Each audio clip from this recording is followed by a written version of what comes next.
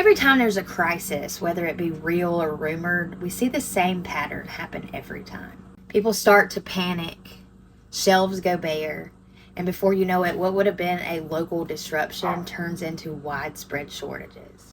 We're seeing the warning signs again. With the possibility of SNAP benefits stopping on November 1st, people are starting to get nervous, and we're already seeing reports of people starting to panic buy.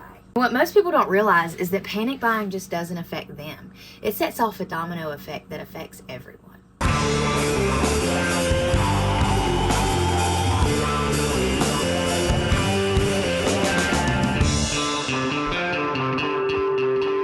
So let's break down how this actually happens. When people see something on the news like a port strike or a pandemic or even just a winter storm, their immediate response is, I've got to go stock up right now. They rush to the store and they grab more than they normally would. And here's the problem. Grocery stores don't keep massive warehouses full of food nearby anymore. They run on what's called a just-in-time inventory, which means they have just enough on the shelves to get them through until that next truck comes in. So that's why when we tell you that grocery stores only keep 3 days worth of supplies, that's what we mean by that.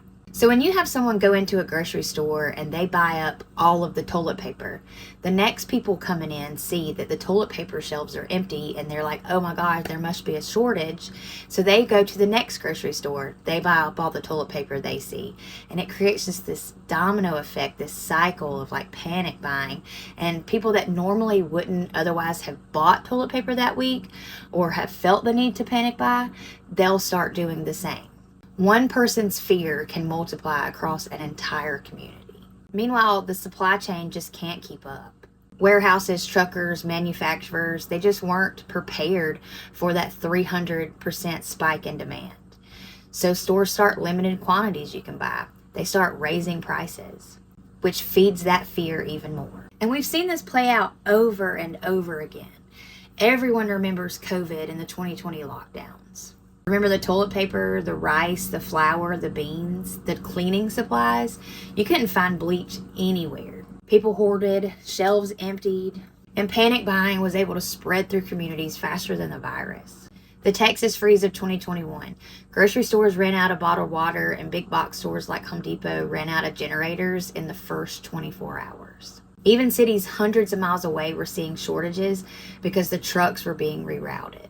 The port strike last year, we saw people panicking, going to the grocery store and buying up all the toilet paper, even though toilet paper is manufactured in the U.S. and had nothing to do with the port strike. But panic buying throws all that logic out the window. And now we're seeing it today, with millions of Americans relying on the government for food. Any talk or delay triggers panic in grocery stores nationwide. And it's not just about the welfare recipients, it's about how everyone perceives the situation. If just 10% of people start to panic buy, that ripples out and affects the rest of the 90%. And panic buying does nothing to actually increase your long-term security or preparedness. It just moves the scarcity around and it hurts folks that can't afford to buy in bulk or live in paycheck to paycheck. It puts unnecessary stress on our truckers, our warehouse workers, our grocery store employees who are scrambling around trying to refill the shelves while dealing with angry customers. And it drives inflation. Retailers are gonna raise the price when the demand spikes, even when there's truly not a shortage.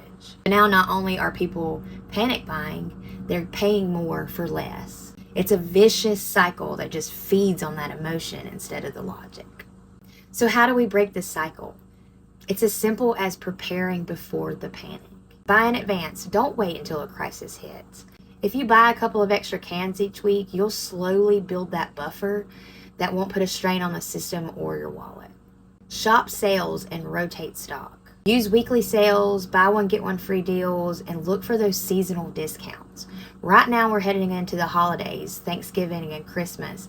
Everything like canned goods, baked goods, turkeys and hams, all of those are going to be at the lowest price we will see this year. Follow the first in and first out rule and only buy things that your family will eat.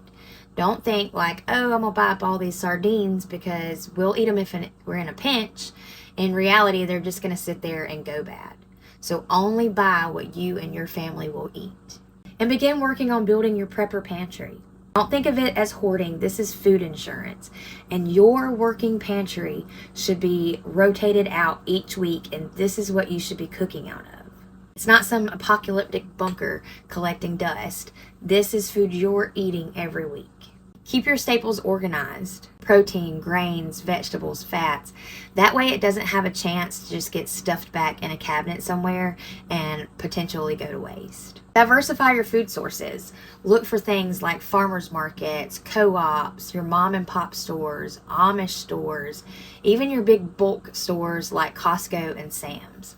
A lot of times you'll find that these stores have better deals or they run better sales, and you can find different things just in case your typical grocery stores, run out of stock. Invest in long-term storage, rice, beans, flour, and freeze-dried meals that can last for years, because in times like these, when there are food shortages and panic buying going on, that's when items like that really come in handy.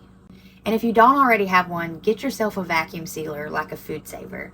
That way, when you go to the store and you find a discount on like bulk meat, you can come home, portion it out within your family size, and start building a stock within your freezer. And there's also Mylar bags. These is my preferred method for storing things like rice and beans. It just makes things a whole lot easier, and I can portion out when we buy in bulk.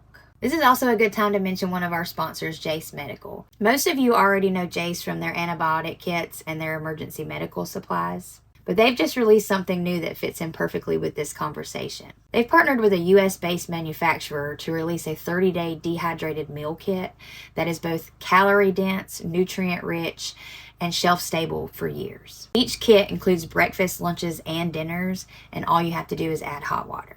They offer tasty options with balanced calories that are designed to get you through a crisis, whether that be grid down or supply chain issues. Because these meals are dehydrated and not freeze-dried, they're lighter weight, more compact, and a bit more affordable than other survival food options. We always talk about food security here, and this is an all-in-one, done-for-you setup that's perfect to add to your pantry rotation or your bug-out setup.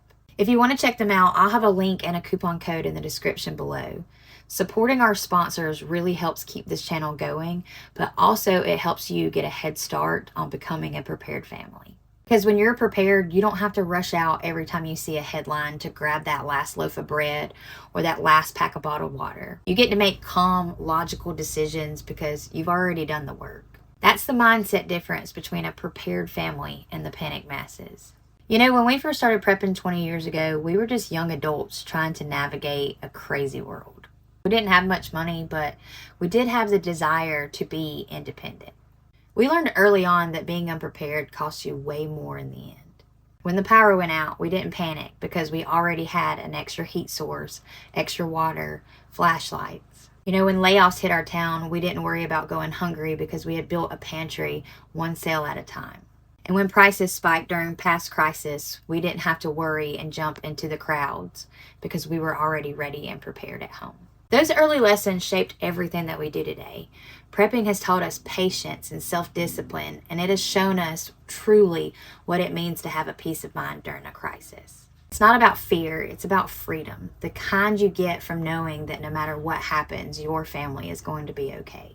If this video helped you understand how panic buying spreads and how you can avoid it, make sure you hit that like button and share it with a friend, and subscribe for more off-grid and preparedness content. I love y'all, and we'll see y'all later.